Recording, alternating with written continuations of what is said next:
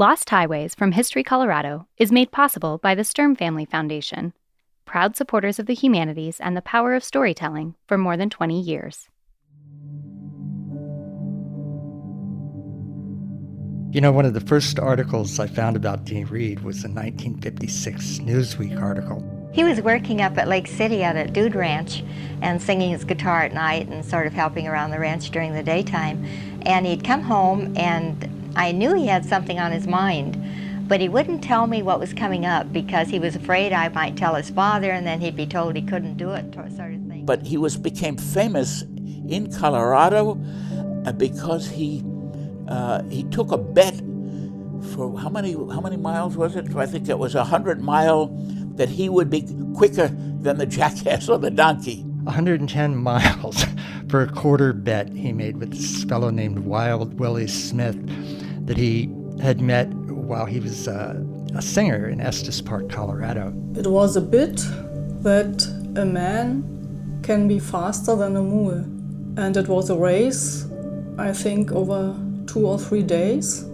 And the other guy sat on the mule and he ran by feet, and always the man on the donkey was in front, on the mule was in front, but in the last miles or so, Dean ran faster and the mule didn't follow. So, and he won the quarter bet. He won the bet.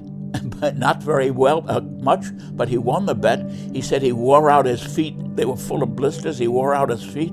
The prize was only a quarter at that time, I think, but he won, by God. He was very determined. When he did something, he did it. It was just remarkable. And that was the first article in Newsweek at that point. And Dean did have a kind of stick-to-itiveness, and he had an ability to accept a challenge. And I had been working downtown at the May Company, and I had gone to lunch after he had gone back up to Lake City, and had gone to lunch, and someone had a newspaper, and there, of course, was Dean's picture about him racing this mule 110 miles and winning the quarter. I still have the quarter. Did I show you the quarter I still have that he won with this race? Of course, I was really worried about it because 110 miles is a long ways to run, and I called him up and thought, oh, he'd be in the hospital or something. But no, there he was singing that night with his blistered feet. The show must go on type of thing. Years later, that teenager who was willing to run over 100 miles just to prove a point would go on to become one of the most famous entertainers in the world, everywhere except in his home country of the United States. From History Colorado and History Colorado Studios, this is Lost Highways, dispatches from the shadows of the Rocky Mountains. I'm Tyler Hill. And I'm Noel Black. On each episode, Tyler and I explore overlooked stories from our home state of Colorado and the American West. On this episode, Dean Reed, a.k.a. the Red Elvis, the socialist Sinatra, the John Denver of the Eastern Bloc. For as famous as he was, most Americans have never heard of him. Well, I had never heard of Dean Reed till 1979 when I was a guest delegate at the Moscow International Film Festival. This is Will Roberts. He made a documentary about Dean Reed called American Rebel. It came out in 1985, the year before Reed died. Roberts donated all the reel-to-reels, film, transcripts, letters, and other ephemera that he used to make the documentary to History Colorado. You'll hear audio from Will's documentary throughout the episode, and from Will himself, who we interviewed and has told this story countless times. Our story begins in Moscow. I had been invited to the Moscow International Film Festival to present a film. I was walking through Red Square with my interpreter, and we saw this handsome man being mobbed by hundreds of people for his autograph. Oh my God, said my interpreter, it's Dean Reed. And this is Moscow, and nobody really gets mobbed there. Elizabeth Taylor is there, Francis Ford Coppola, and my interpreter says, oh my God, it's Dean Reed. And I said, who is Dean Reed? Who's Dean Reed? Exclaimed Oleg. I can't believe you've never heard of him. Why, he is the most famous American in the whole world. And I had never heard of him, so I thought, is this some kind of trick?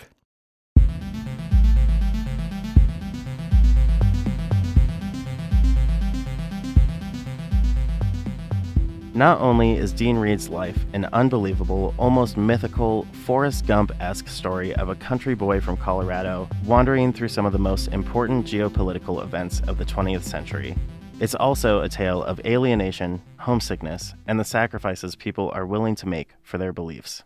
So Dean was born in Lakewood, Colorado at this small chicken farm that we owned.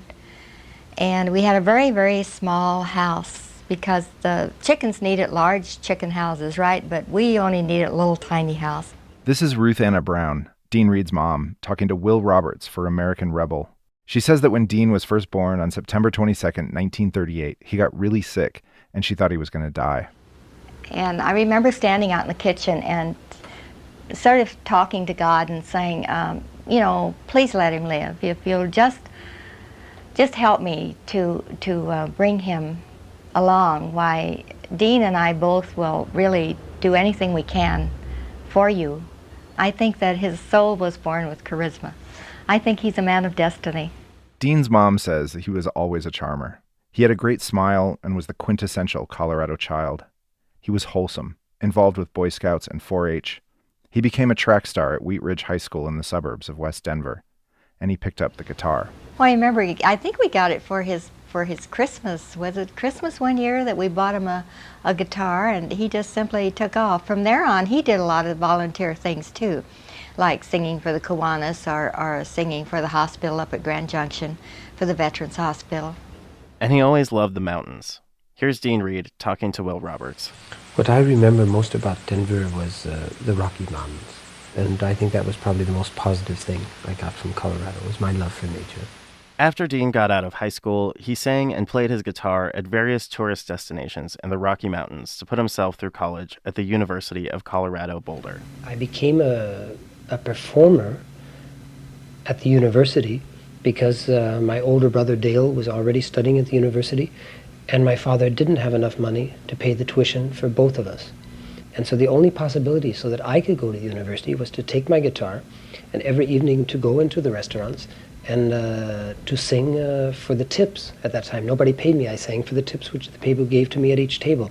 Then during the summers, I sang at the Dude Ranches in Estes Park in order to pay my way through the university. So I think that's by... Here's Dean's daughter, Ramona Reed. Really, what it comes down to is this is a all-American Colorado boy, born and raised there. And, he was performing in dude ranches and figured out how the ladies responded to the guitar and his singing and his good looks, and decided, someone said, you should be in Hollywood. And he decided to try it in Hollywood. Here's Cyril Reed, Dean's father. A meteorologist was studying for 2 years meteorology at Colorado University. And then he quit and went to Hollywood. And on the way out there, he picked up a hitchhiker. There are several different versions of the hitchhiker story. One version goes that Dean encountered a homeless man who claimed to know a big shot at Capitol Records and, like the devil at the crossroads, said he could get Dean a record deal in exchange for a ride to L.A. Some people say the hitchhiker was the big shot at Capitol, and others say he was an old entertainer who was well-connected. Stories range from Dean taking him up on the ride despite not believing the tall tale about the record deal, all the way to literally giving him the clothes off his back. Either way, he gave the hitchhiker a ride. It was 1956, and he was just 19 years old. If I hadn't have met this hitchhiker, it's possible that I wouldn't have stayed in Hollywood. I had 2 weeks free before going back for my third year at the university. By picking up this hitchhiker, who then on Monday introduced me to Capitol, and on Friday I had my contract for 7 years. I think many things in my life were by chance, which also somebody might say destiny played a role.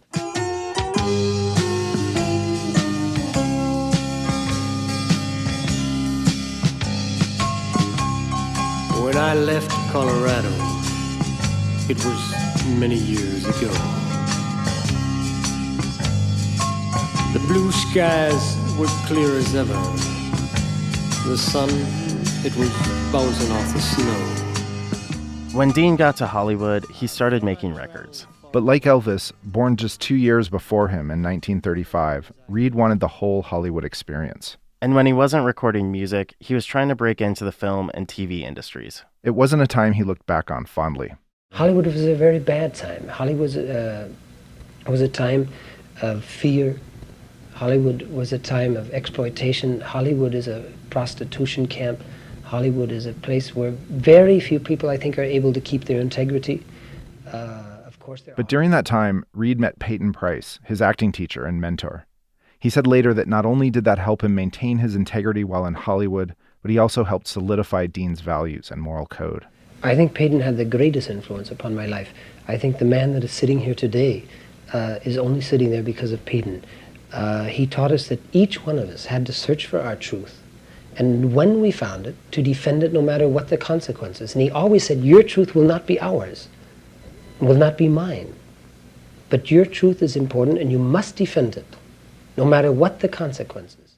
And integrity became more and more important to him as he struggled to find his place in the industry, says Andrea Witte. Witte is the webmaster for the Dean Reed archive at deanreed.de. For as talented and handsome as he was, she says, he was just one of countless attractive young people being groomed for stardom, getting small TV parts, and singing sugary pop love songs. He recorded some records in Capitol Records. He had a contract over 7 years, but I think it was not so special. There were many young singers who had such contracts. And he had minor success. In the moonlight, in the sunlight, in the starlight, I'll search for you.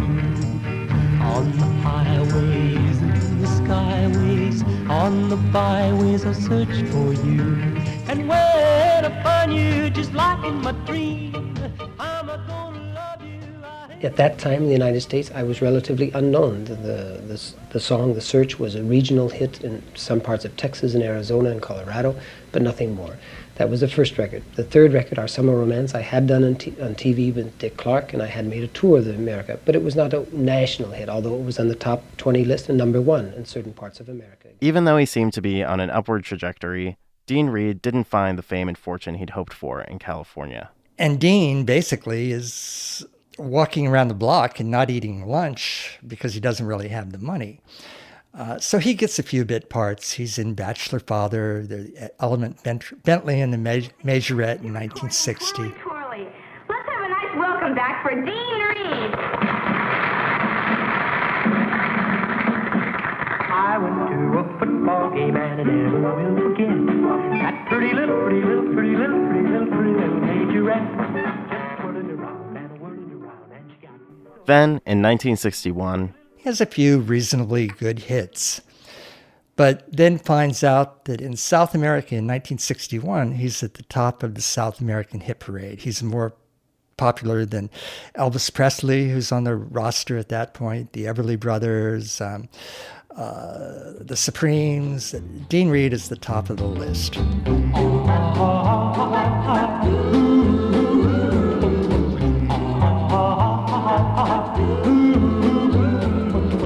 Although the sun is gone, I'll try to carry on, although you won't be with me.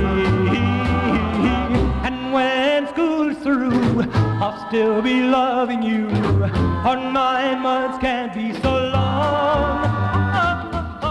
I'll cherish every... So Capitol Records planned a tour in South America and put him on a plane. When he got off in Santiago, Chile, 12 hours later, his life would change forever.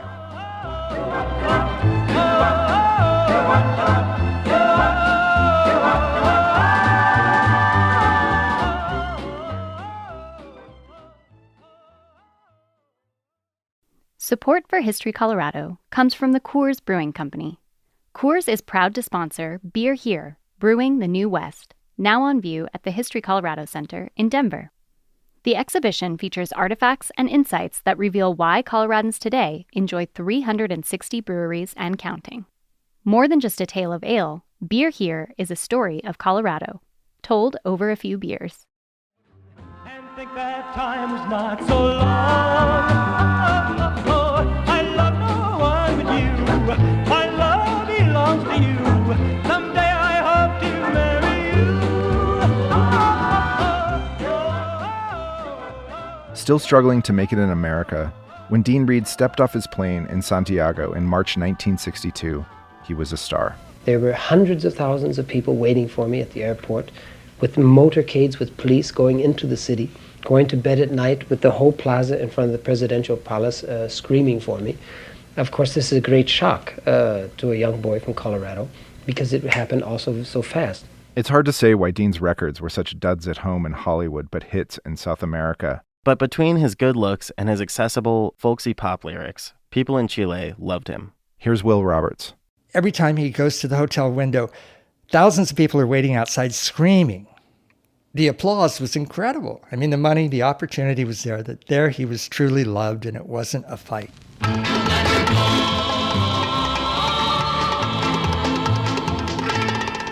Well, if you should have a sweetheart,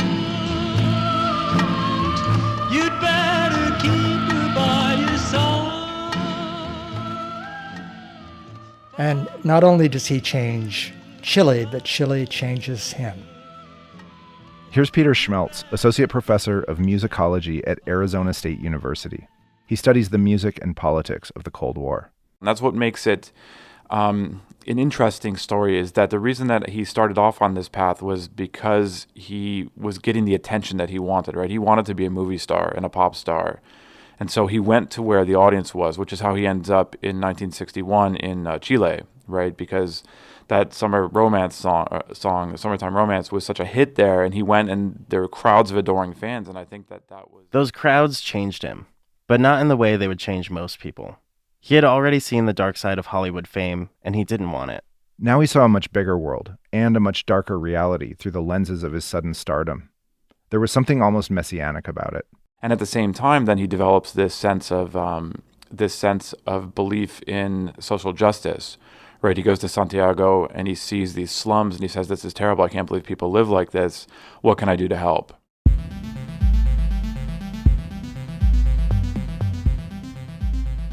Will Roberts.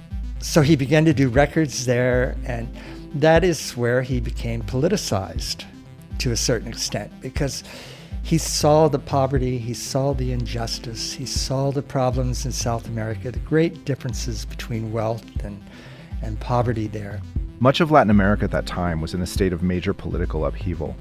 The Cuban Revolution in 1959 had brought communism to the doorstep of the U.S. just 3 years before Reed's arrival in Chile. Many countries that didn't align themselves directly with the Soviet Union were embracing socialist leaders, some of them with authoritarian impulses. And widespread suspicion of CIA interference and anti-American sentiment ran high throughout Latin America. Ramona Reed says that it makes sense that her father developed the political beliefs he did during this time. She told us he always thought of himself as a man of the people. You know, he would drive, if he was on that bus and he was going through those neighborhoods, he would literally stop the bus, get out, and listen to everybody. That's the one thing that his skill of listening to what people really need, and then he would bring awareness to it. After what he saw in South America, Dean said he never really felt that he had any choice but to take politics more seriously. Since that time, in one land or another, I have been famous for the last 20 years, but South America was the most important, and South America changed my life because, of course, there one can see the great differences of justice and injustice, of poverty and wealth. They are so clear to see for anybody that you must take a stand. And sometimes I like to say, well, that there are three types of people in South America. There are blind people who don't want to see the truth. There are capitalists, and there are revolutionaries. And I was neither a capitalist nor was I blind, and there I became a revolutionary. Because in South America, you have to take a stand. We are the revolutionaries, and we'll fight for justice and liberty today. Here's how Dean's dad, Cyril, puts it. He was a normal American boy, and he'd been to college 2 years, and he went to South America. There he saw where 10-15% of the people were very wealthy, and the great majority of them were at the low end of the totem pole, and there he began to get these not communistic but socialistic. And there's a difference. Don't ask me what it is, but he can take 10 or 15 minutes, and he'll tell you the difference. He did that to me once, but I forgot most of it. Ramona Reed.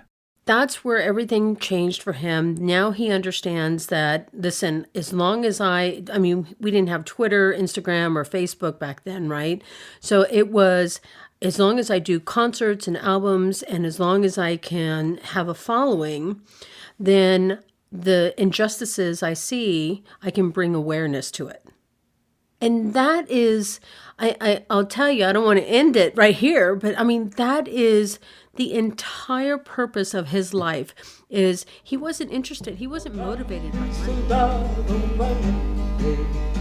Cuyo ejemplo se hiciera inmortal, enfrentemos primero a la muerte, traicionar a la patria amar. Venceremos, venceremos, mil cadenas habrá que romper, venceremos. During the early 1960s, Dean returned to Chile frequently, and his songs became more political.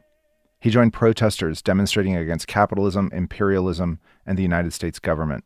In South America, Dean met prominent leftists like the poet Pablo Neruda and Salvador Allende, the physician, activist, and Marxist who would later be elected president of Chile in 1970. Unlike Hollywood-style celebrity, creative and artistic fame in South America often came with a sense of political responsibility. He became well known as an activist as well as a performer, and started connecting with leftists in other parts of the world as well. Here he is talking about attending the World Peace Council in Helsinki, Finland in 1965. It was an international meeting started by the Soviets to promote disarmament, among other things. And at this meeting, there was great problems, and they asked me to sing to get the people quiet, and I began singing, and the Soviets were so impressed with how I somehow, through luck, got the people all to hold hands and started singing "We Shall Overcome," that I sang for about a half hour, and the Soviets invited me to come to Moscow, and the next day I was on a trip to Moscow. So also that changed my life. We shall overcome. We shall overcome someday. For deep in my heart. Here's Ramona Reed. Again, she's Dean's daughter by Patricia Hobbs, the first of his 3 wives. So the following year, in 1966, he went on a Russian rock tour. And of course, at that time in Russia, they hadn't seen anyone like him. He would not stay on the stage, right? He would jump off and he would sit on some pretty girl's lap and sing to her and sing to the men. And so he blew up. And as always, Dean used his charisma and ability as a showman to amplify the causes that he really cared about. Back in South America in 1970, he used his fame for a political stunt during a key moment in Chilean history. Here he is describing one of his more famous acts of defiance. The flag here that is hanging on the wall, of course, cost me to go to jail in Santiago, Chile. 1 week before the elections, in 1970 in Chile, before Salvador Allende became president, I got this flag made because we couldn't find one in Chile, an American flag. And I went in front of the American consulate in Santiago and washed it and said that I, as a good American, want to wash this flag. The flag is dirty with the blood of the Vietnamese people, with the blood of the South Americans who are being exploited because of American imperialism, and that I, as a good American, I want to wash it within the great traditions of the American Revolution. And the police came and arrested me and took me to jail. Pablo Neruda, the Nobel Prize winner of literature, came and got me out of jail. Here comes Noel, live forevermore, for we shall hold his banner high. Dean's popularity grew, and he made his way through South America and toured the Soviet Union. Reed's fame seems to have allowed him to travel freely throughout the world. But, says Will Roberts, spy agencies, from the U.S. to the Soviet Union to the German Democratic Republic, had him under constant surveillance. I mean, his phones are always tapped, right? Everything Dean Reed says, it's like there's full employment in the GDR, in the Soviet Union. And So people it's a cushy job to listen to Dean Reed's phone calls and follow him around and go to his concerts, give these little reports, and there's totally. But Reed seemed to almost float above all of it. His fame protected him and opened doors all at once. Like Elvis, Reed moved effortlessly back and forth between the music and the movie industries. He filmed spaghetti westerns in Italy before eventually landing in East Germany, where he continued his career as an actor. It was there, in East Germany, that he met Victor Grossman, an American who had defected. It's worth noting that Reed himself never officially defected. He maintained his U.S. citizenship and even paid taxes to the IRS until he died in 1986. When Dean first arrived in Germany, Victor worked as his translator. And he came over, and I was absolutely amazed, because here came this, not the usual kind of lefty I expected and who had often visited here. Instead came this gorgeous Coloradan cowboy type with his gorgeous, I think it was blonde hair then, and muscular and actually very extremely attractive. I almost couldn't believe it. I felt like pinching him to see if he were really true. Dean and Victor became fast friends, in part because of their shared values. Well, he was an unusual guy. First of all, I got along with him very well. First of all, like me, he was very devoted to the idea of working for a better world without war. That was really deep in his heart, as he sought a socialist world. I did too, by the way. Victor, somewhat reserved, immediately noticed the effect that Dean had on people. I was with him when we had to fight off about 100 girls and women who all wanted autograms, and he was besieged, but he always was very correct about it. I said, gee, we can get away from all, there's 100 women waiting to get your signature. We can get away, there's a door here, we can get out the back. He said, no. My duty as a singer and an actor is to meet all of them and to give all of them, if they want a signature, to give all of them a signature. And he did.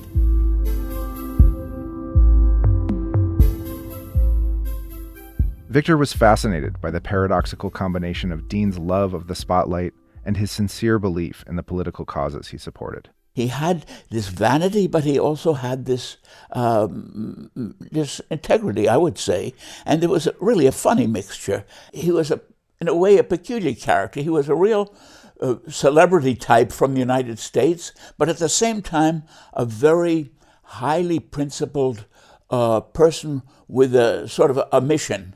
And I liked the one, and I got along and enjoyed the other. It was, as I say, something of a Hollywood showman, but at the same time, a certain, sometimes even almost naivety about himself. He saw himself as a sort of a leader in the fight for a better world. While talking to Victor, it was clear that he had a great deal of respect and affection for Dean. So I asked him what he meant when he described him as naive.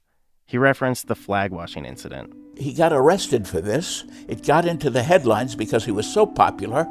And later, I think a bit naively, he thought that this act of his, which became known in the press, may have helped win the election for Allende. That was perhaps, maybe it was true, but I always had the feeling it was perhaps a bit naive. Naive or not, Victor also noticed the ways that Dean practiced what he preached. Here, he describes a labor incident on one of Reed's movie sets. They didn't pay their workers properly. They either didn't pay them at all, or they paid them only part, and the workers complained, and there was it lasted for weeks because they wanted to save money and didn't pay properly. So the workers went to Dean, and Dean made a deal with them. Dean said to them, "You kidnapped me." So he let them kidnap him. Of course, no, they didn't tell anybody that it was a deal. He was kidnapped, and they said, "We won't let the main actor out until we get our proper pay." And that worked. This was also, in a way, typical of Dean in many ways.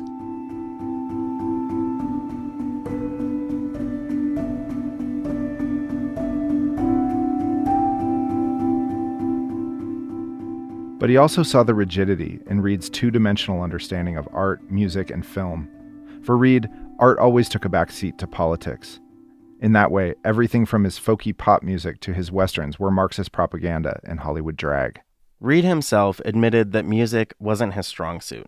He always took his acting more seriously as a tool for drawing attention to the things he cared about, which is exactly what he thought all art should accomplish.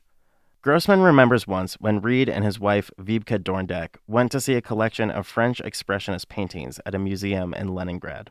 They were not these pictures that looked like photographs. They were very, in any case, Dean looked at them and said to his wife and to me, "What kind of painting is that?" He said. "They're just smearing up paper." He said, "Any kid could paint like that. What's the meaning of that?" His wife, who was quite well educated, she was a teacher, she said, "No, Dean, that was great art at the time. That's really something beautiful in its way. A picture doesn't have to be just like a photograph. It can be sort of fanciful."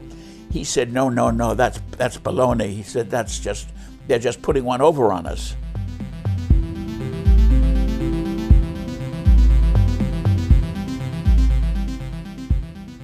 Victor Grossman says Dean remained committed to the idea that his music and acting were contributing to a greater good in the world. That was always in his mind, and sometimes people were taken aback by his insistence on that, but that was always central to him. Here's Ramona Reed. It was really just a vehicle. So his music and his songwriting and his movies, most of the time were just a vehicle to better the lives of other people. This approach to art was also very Soviet, that art had to serve a realistic, easily understandable social and political purpose. Professor of musicology Peter Schmelz says that in the Soviet Union, even pop music was commonly classified as folk in an attempt to make it fit the desired aesthetics of the state. Folk is more authentic. There's something more natural about the folk. They're closer to the land. And of course, in communism, right, the people, the folk, are the basis of the government. So anything that gets away from the elites, anything that isn't as concerned with the niceties of art, right? Anytime there was a kind of art form that was too concerned with being art, right, like art for art's sake, that was something that the Soviets were very suspicious of, because they thought that all art had to have a function, and that function should be to create better people, mentally, spiritually, emotionally, socially. But not everyone could get behind art that fit too neatly into the Soviet agenda. The real problem, when you go back to the very beginning, right after the revolution in 1917, then you have the 20s as this period where they're trying to implement the revolution on all levels of society. And when it comes to culture, it becomes an issue because there are all these accounts of them trying to play Beethoven, for example, for factory workers, because the idea is that they wanted to elevate the workers by showing them what good music was. But it became very clear that at some point the workers didn't want to listen to Beethoven, right? And so then they had to develop these more popular forms of music making that would be more appealing. And that's why, when the Soviets found out about Dean Reed at the World Peace Council in 1965, they were immediately enamored. So when Dean Reed comes along, it's perfect because he's doing exactly what they want him to do, right? He's singing about love, right? His first big hit was Summertime Romance. And he's willing to go along politically with them. So it's so uncanny how he came at the right time and just looked the role so well, right? When I see her walk, I hear thunder. When I hear her talk, I see lightning. When she whispers in my ear, whispers soft so I can hear. Thunder and lightning,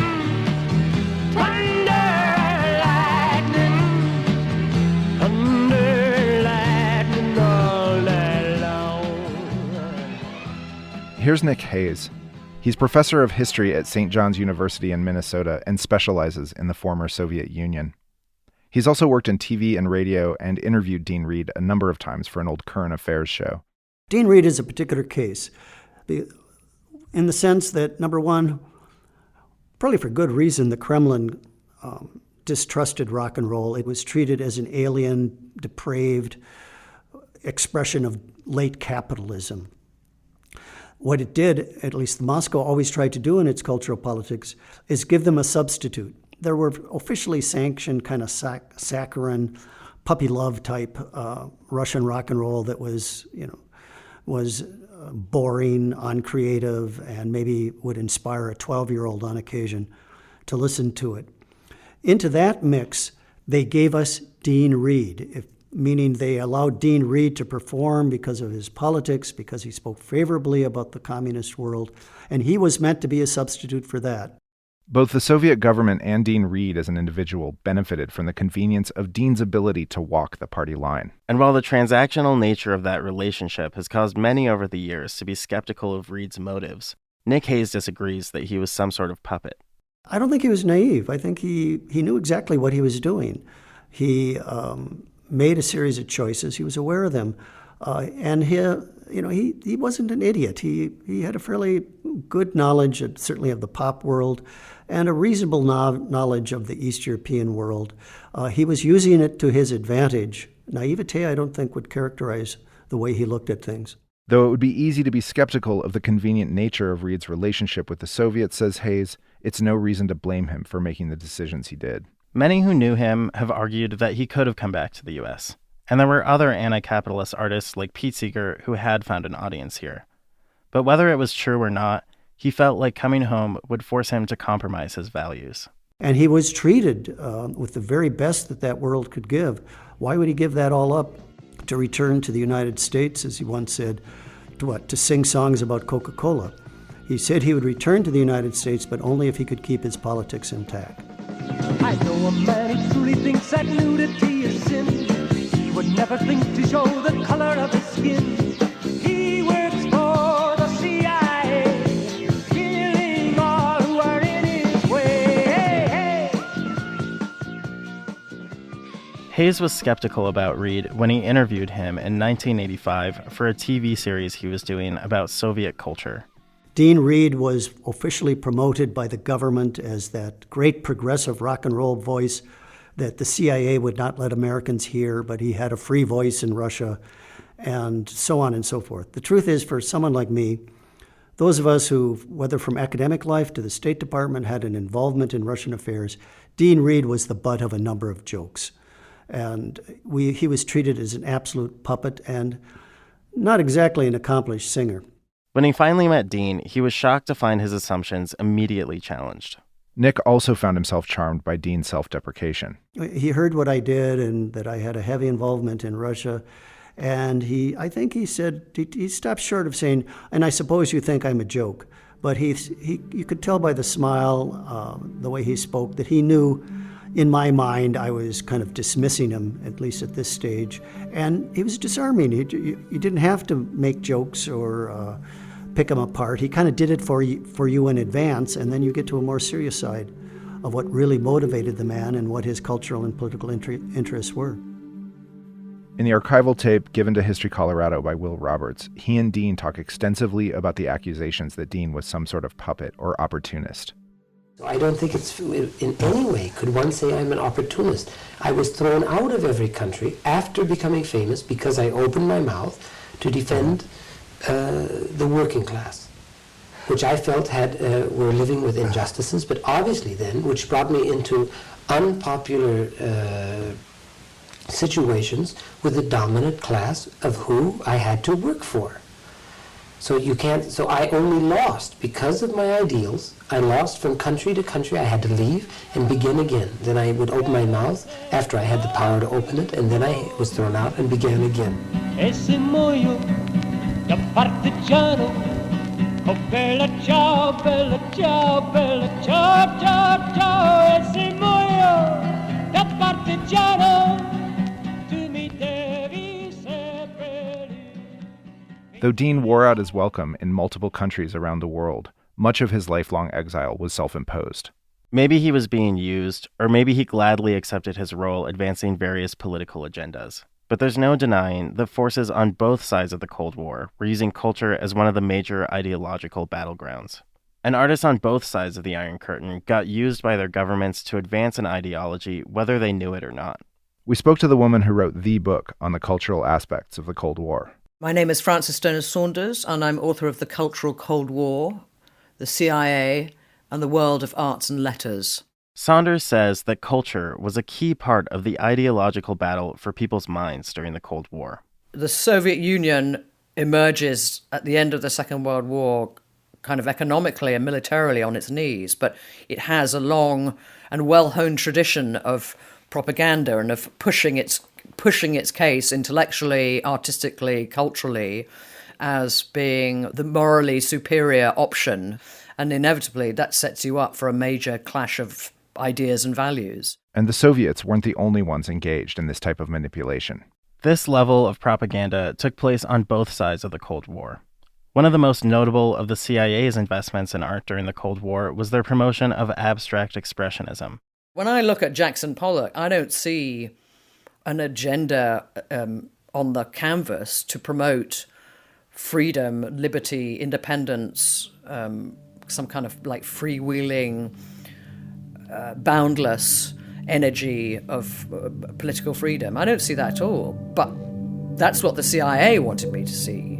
That's how they promoted it. They promoted it as this great sort of juggernaut of the American century, as a place of sort of that could tolerate and celebrate, hectic, messy avant-gardism. And there's an irony to this kind of high-concept cultural meddling that the CIA was doing, considering what they were doing in other parts of the world. It's very rarely, I know that the CIA, the same CIA that was doing all this kind of, really sophisticated cultural stuff, it can't be separated from the CIA that was crashing, around like a rogue elephant in the sort of scrublands of countries that it should really never ever, been present in at all, and up installing and supporting right-wing dictatorships and stuff like that. Whether Reed was a willing puppet, a naive dupe, or something in between is irrelevant, says Saunders. There were a lot of people who said, I would never ever have knowingly written for a CIA-backed magazine or played, my instrument in the Boston Symphony Orchestra for the CIA or anyone else. I would never have taken a check, and I would never have signed up to any campaign of cultural promotion that involved the CIA. So that was the problem, was that, as I say, you kind of taint the wells of artistic development and freedom and activities by forcing these contracts on people, but they don't even know they've signed them.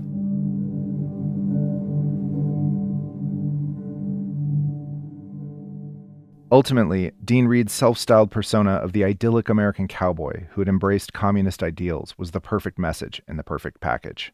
Not only did it make him extremely popular, but with that fame came a certain amount of privilege as well. Will Roberts told us about a time when he was filming his documentary and he wanted to recreate the moment he first saw Dean Reed. He was planning on filming it in Red Square. It was the place he first noticed Dean getting mobbed for autographs. But Will's camera crew told him and Dean that it would take months to get the permits.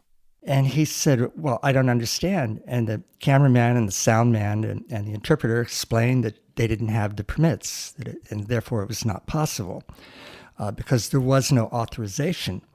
And Dean looked at them and he said, I authorize it. And they said, oh, okay. And we filmed in Red Square, which was very rare footage at the time. And so that's how big he was.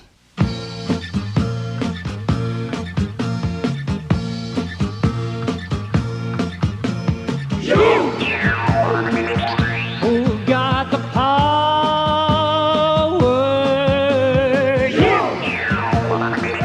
Who got the gun?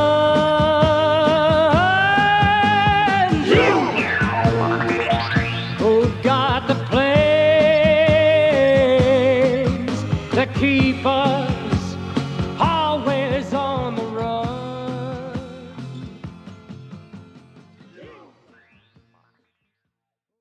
Support for History Colorado comes from Colorado State University.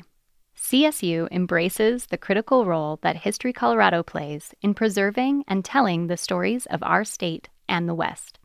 As Colorado's land-grant university, CSU is proud to be a partner in programming and outreach statewide. As they celebrate 150 years of education, research, and service, CSU remains committed to preserving the past and creating a brighter future. Learn more at colostate.edu. Who got the press to tell your As the Cold War approached its end, so too did Dean Reed's career. Here's Nick Hayes. He aged. As he rolled into his 40s, he was no longer quite the heartthrob he had been. A rock star in his 40s becomes kind of a disposable commodity. As Gorbachev relaxed cultural restrictions, rock and roll came from the underground of Russia to prominence, presenting a real stage.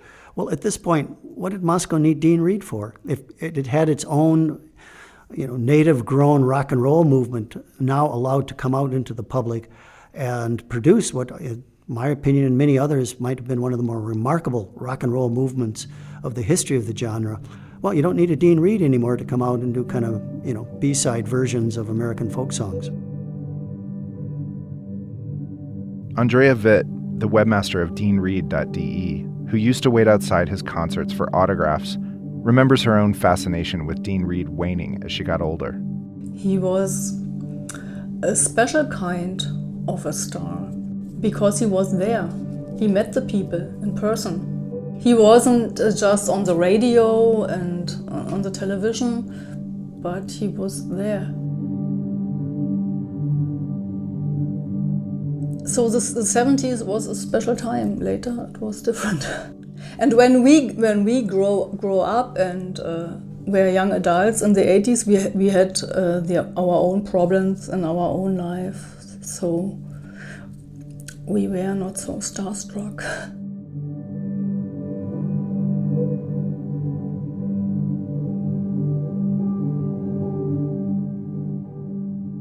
It was around this time that Dean Reed started to make more serious moves in order to fulfill a lifelong dream of his. He hoped Will's documentary would help him achieve that goal. And I would like to live again in my country, obviously. Only though if I can be productive and creative in my land. If that is cut off from me, if I cannot be productive or creative, then of course I think only the CIA would be happy if I came back and sat on my ass and did nothing. Hoping to lay the groundwork for his return, he came back to Denver with Will when American Rebel premiered in 1985. Here he is doing a press appearance on Peter Boyles' talk show. You may remember Boyles from the Alan Berg episode. I have read that you are a socialist, an American socialist. Again, I don't like I don't like yes labels. No. I don't like labels. Okay. I'm not a member of any party. I can take a sword 360 degrees around me and I cut no strings, Peter. I'm a puppet of nobody.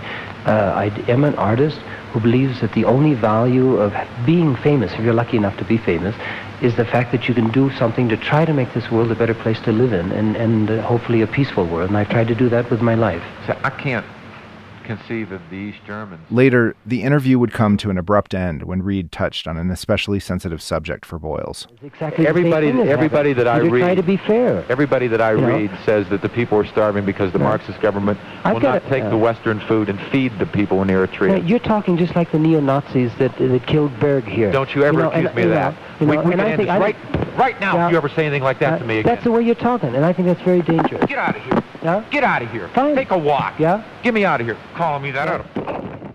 Shortly after his confrontation with Boyles, Dean Reed appeared in a segment on the CBS News program 60 Minutes. It seemed like a great opportunity to finally introduce himself to the American public. Prize. There is just one thing missing for him. He yearns to duplicate his success behind the Iron Curtain with a similar success back home. The Americans very often say, the American press, some of them call me the Red Sinatra, and some of them call me the Johnny Cash, the New York Times, Johnny Cash of communism, and others call me the Elvis of South America. I'm just Dean from Denver, Mike. And we have a saying in Denver. We have a saying, you can take the boy out of the country, but never the country out of the boy. And I believe that. I'm an American. The interview didn't go as planned. Not only was the segment snarky and condescending toward him, but Reed made statements that were controversial on both sides of the Iron Curtain. Here he is shortly after being confronted by Mike Wallace about performing for Yasser Arafat and the Palestinian Liberation Organization in Lebanon. Reed declines to label PLO violence as terrorism. He talks instead of terror practiced from the White House. I think it's terrorism when, for example, Mr. Reagan says he's going to make Star Wars, and he's going to give the military billions of dollars more to create more weapons. He's putting me in terror. He's putting millions of people live in terror from a third world war. That's also called state terrorism. You equate Ronald Reagan with Joseph Stalin. I equate the possibilities of Ronald Reagan with Stalin. I say he has the possibilities to do the same injustices and much more by incinerating this planet through an atomic war. You think that Mr. Gorbachev is a more moral man? And there's that 60 Minutes interview that he gives in the mid-'80s that was just a disaster for him, right? Because he's comparing Reagan to Stalin, and he doesn't understand that is not going to sell very well in the U.S. because he's been gone for too long, right? Just 6 weeks after the 60 Minutes segment aired, and in the midst of difficult times in his personal life, Dean Reed was found dead in a lake near his house in East Berlin. Well, in the end, Dean Reed died in very suspicious circumstances in the summer of 1986. The official explanation was suicide. That was not the first opinion. The first opinion was that he had drowned. He swam across this lake in East Berlin every day. He drowned in less than 12 inches of water. There is no evidence of any trauma, of a heart attack, a stroke, or anything like that to explain why this highly athletic man would have drowned. As for the authorities in the United States, East Germany, and the Soviet Union, none of them seemed especially interested in finding the cause of Dean Reed's death. Years later, the East Germans informed the public that they had found an alleged suicide note written in German on the back of a screenplay. Its authenticity has been widely debated.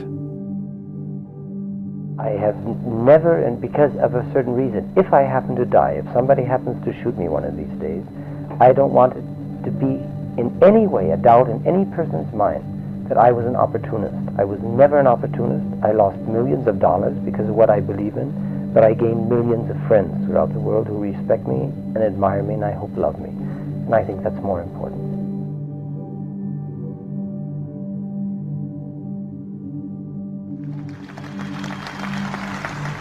Mr. Gorbachev, tear down this wall.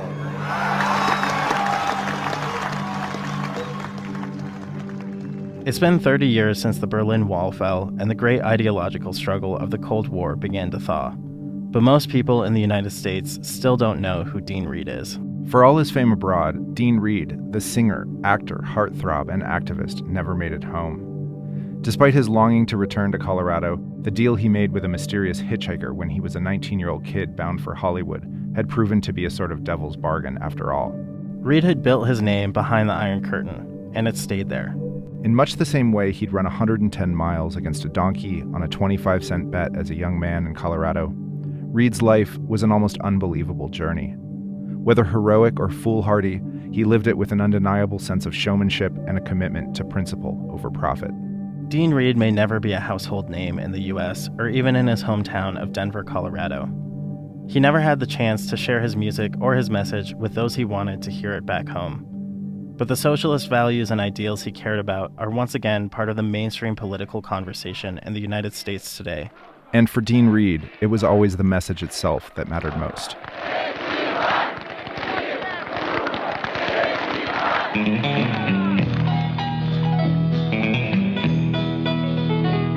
Well, back in Colorado, in those days when I was young, had my hopes and dreams of things like most everyone. So I left all my songs to sing and fame I finally found. But nobody knows me back in my hometown. Oh, nobody knows me back in my hometown. My name is known in half the world. I'm called a superstar. I've shook the hands of presidents. I've traveled near and far. But deep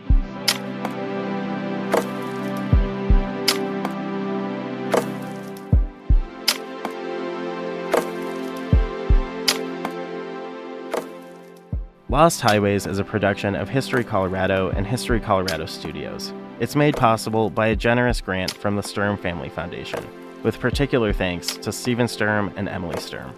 If you enjoyed this podcast and want to support it, please become a member of History Colorado.